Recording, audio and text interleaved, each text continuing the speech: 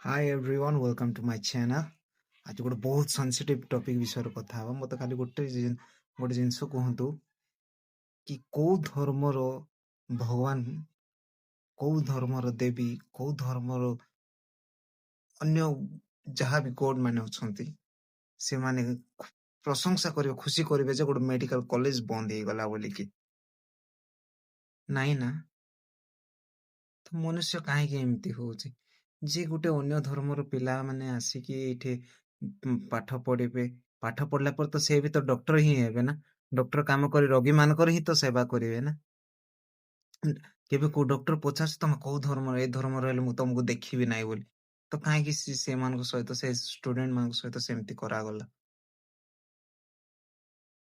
माने अन्य जातिर अन्य धर्मर पिलाମାନେ ଆସିକି ଅନ୍ୟ ଧର୍ମର ଗୋଟେ ସଂସ୍ଥାରେ ପଢିବେ ବୋଲିକି ତମେ ସେ ମେଡିକାଲ କଲେଜ ବନ୍ଦ କରିଦବ। କଲେଜ ତ ବନ୍ଦ କରିବ ମାନେ ସେ ମୁହଁରେ ଟିକେ ବି ନା ଲାଜ ଶରମ ଅଛି ନା କଣ ଯେ ସେ ଜିନିଷକୁ ସେମାନେ ସେଲିବ୍ରେସନ ଆହୁରି କରୁଛନ୍ତି ଯେ କଲେଜ ଟା ବନ୍ଦ ହେଇଗଲା ବୋଲିକି।